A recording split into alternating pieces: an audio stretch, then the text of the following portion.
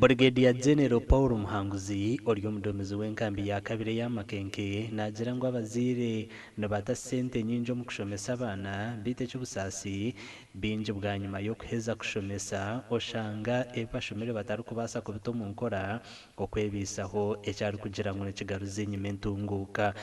Rero n'umwana urajya ikibagira ngo yo bwaba bikora bingi umuzungu nagira ngo action speaks louder than words.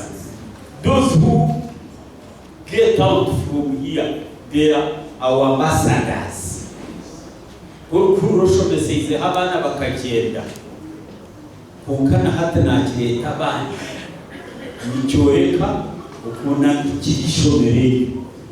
Ari kugamba huna n'abazira hari Kadogo Community Polytechnic Makenke Barracks nagira ngo sente ziri kushohoza ubwo mu kugura ibintu aheriye ihanga n'inyenzi nahabwe cy'abanyarwanda batamana mu kushoma eby'emikono.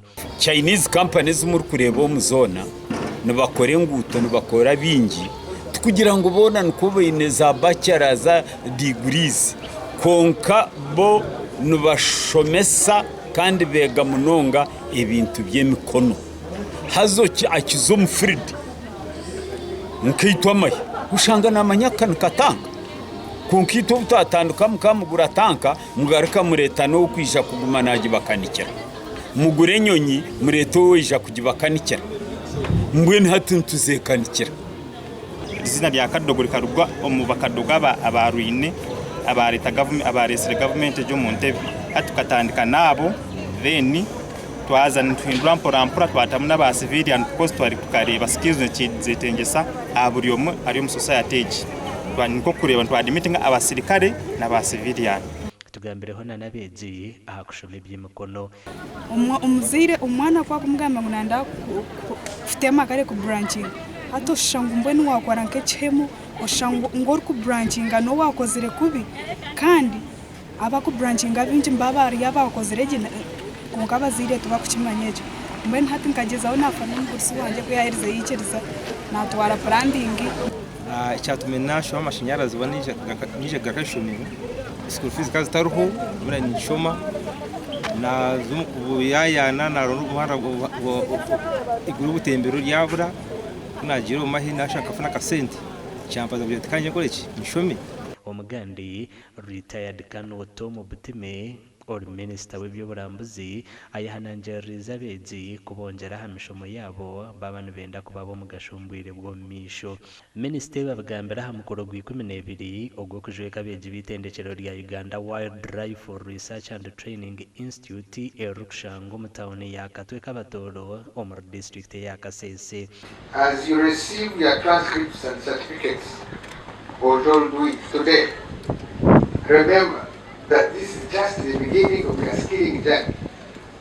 Every step you take in acquiring new skills brings you closer to your desired success. The skills you have gained will open doors to numerous opportunities in the job market and beyond. Government has earmarked another 2 billion shillings for construction of the girls' dormitory. I think you can join hands with me to thank the minister for that. On completion of this dormitory, the enrollment of the female students will be increased to bridge the existing gap in numbers between the female students enrolled and the male students. Bamwe habajwire basimire ruhango babasise okubasya habahanguzo ubu. I'm so excited. I thank my parents for the tuition.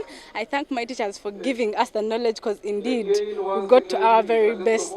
Ba lecturers, administration yona okajarizo teaching atutsaba buri kimwe cyona na nabazire banje okwishomsa bakampera tuition. I really thank God for this privilege. Noreo hati Uganda eri amaramwa gwa TVET technical education, so no hari emirimo and it is targeting the labor market. Abeji 2026 nubo batunjira amabaro haga diploma hamwe na za certificate omukurinde nyamishwa hamwe n'ebindi. Amakuru agagasha kwa Anita Atkunda na Gilbert Muhanguzi.